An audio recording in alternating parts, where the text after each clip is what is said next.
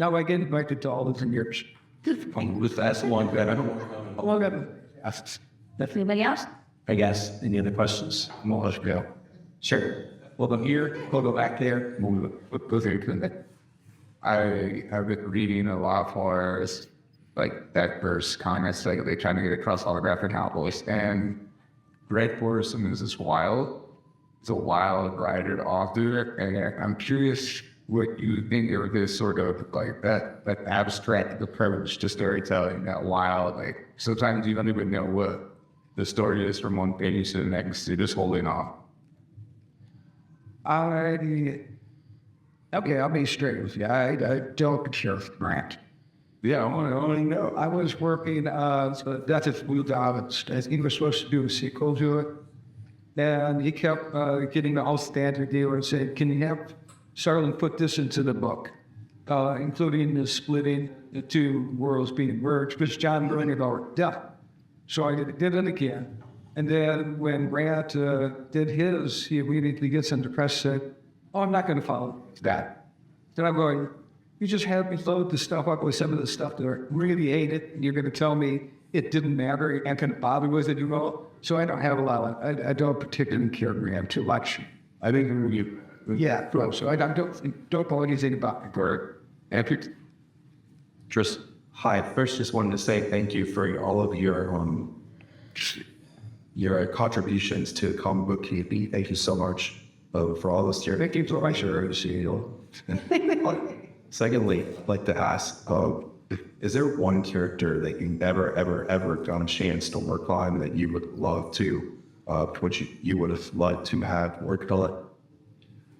Shortly after 9/11, I submitted a Submariner story to Marvel, which was going to be about Atlantis being destroyed. That his quest to go off and find out who did it, how he would react to it, and we're going to have Nelson Mandela as one of the guests in it. Ours at that point decided they were going to be very jingoistic, and there was not going to be any subtlety about questioning right or wrong. Was this or that? We're good. And so they sat on the neighbor story for a year and a half. I got a couple of pages of it, appeared in our books since then. And they went with Namor and Love instead. And that was the one book I really would have liked to have done that never got a chance to. Yeah. Well, listen, like I want to ask. So, being a big Thanos fan, and the way you wrote him obsessed with death, and given his build-up with that, and the way that they did it in the movies in the Marvel Universe, it seemed. I mean, I like the portrayal of Thanos, but it seemed like their version missing so much the way you built him up. Just like you said a minute ago, you preloaded the new god so much with the way and that he took and didn't use. What do you think of the MCU's version of Thanos and his motivations versus how they did it versus how you, I mean, what do you think about all that? A movie is a complex piece of machinery and has all sorts of influences coming in at this time, at different times. The screenwriters, Marcus and McGilly, showed me one. There's no drafts which have Thanos being confronted by all the astral beings, such as eternity, divinity, all that. And studio executives up at Parliament decided that the general movie-going population is not going to understand abstract entities. They're obviously changing your mind now. This eternity made of reappearance in the latest Doctor Strange movie. And that's why Mistress Death got pulled out, because they saw, it's another abstract entity. Fortunately, they decided to take in this rather bullshit cod what Thanos was pulling on the Silver Surfer, an earlier Surfer thing, using that as motivation, which worked out really fine. I know how many bathroom stalls I walked into and found the graffiti Thanos was right. It wasn't just Hawkeye, it was me too. But, basically they have made changes, like a lot of the characters are over at Fox still. That's why it's the Hulk crashing in Doctor Strange's abode rather than Silver Surfer, because he wasn't around here. Warlock hadn't been used, so they have made some changes. And having had a novel of mine worked on by several different people, they call it Timmy and Frederick, we did. I'm used to the change. I was used to the changes, so I wasn't horrified by anything. And I think Marcus and McFeely and the Russo's brothers stayed with the spirit of the character, of the story, if not the letter. So I had no complaints. Other than blue eyes. That shouldn't have blue eyes. So they should be sort of gold, yellow, and when it gets bad, they get reddish. But maybe they'll do that next story. Okay, so I have just started in the comics when King said when we it's like, yeah, put down, he's 78. It's like, help a friend get weakness, and he said, you need to be the greatest story of the group. Strange Tales 178, 179, 0.8, 181, World of Fear, Quant, Warlock, 1915, followed by from the Blue Lady number 2, of British number 7. I was a little result. Fried my brain reading that story. Especially, I fried my brain screen by forest. It was in my system with my bad indigestion. My digestion here. You hit the result of wild twists, right?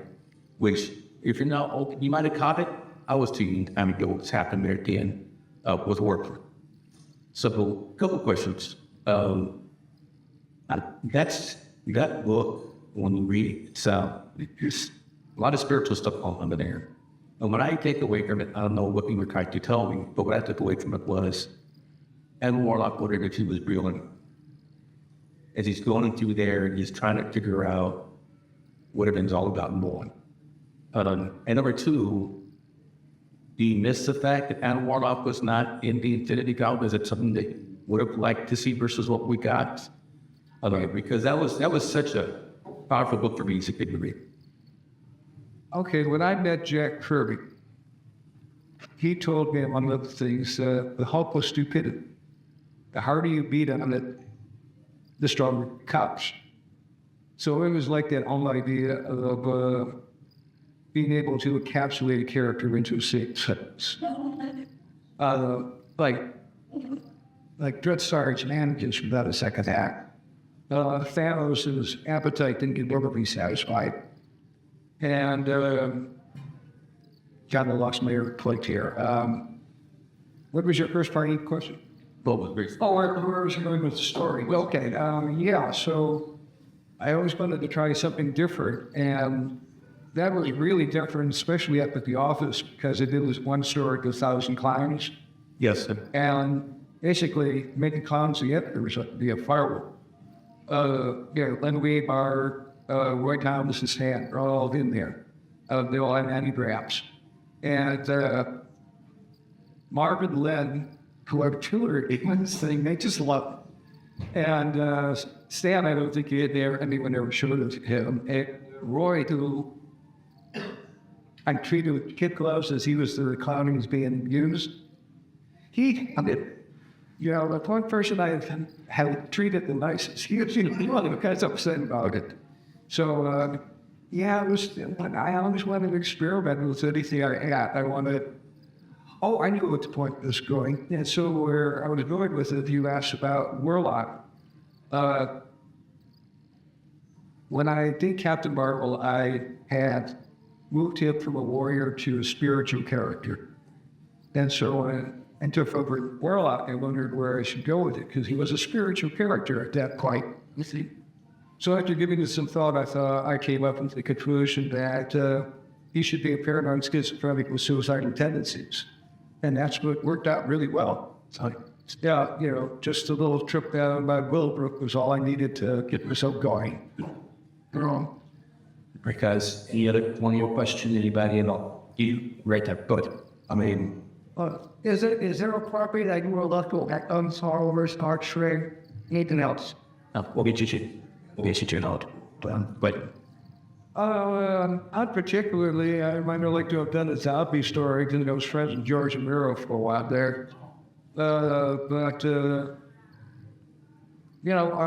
Just about everything else I wanted to do, I do. I'm the most self-indulgent artist around.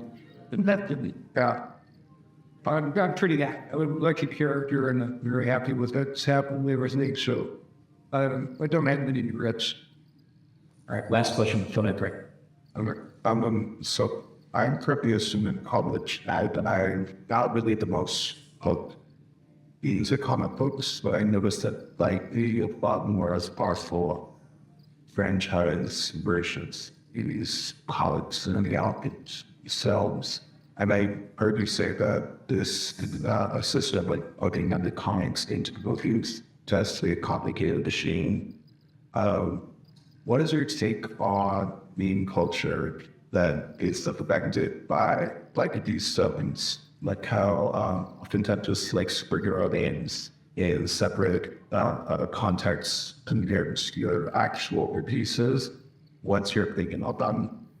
If that makes sense. No, superheroes, especially in the movies now, sort of like Joseph Campbell and the Man of a thousand faces. gods. You know, I mean, it's the journey of a hero to one place to another. The ancient Greece, the gods of Olympus were the superheroes. They taught us all the negative things that we should not do in life. That's what the gods of Olympus were. Up until maybe 70s, the heroes or comics were the things you should. Since then, it's become more spread out. You have your ain't heroes, you have your heroes to your back. There's much more human and stoic. How does it hurt general population? I think the general population probably has more effect on them than the other way around. I keep reading all these stories about how the movie studios are pulling back on diversity and everything else that certain people in our government don't like at this point. You know, it's pop culture. It's there from a moment. It will probably be 100 years from now, and we'll remember Thanos is.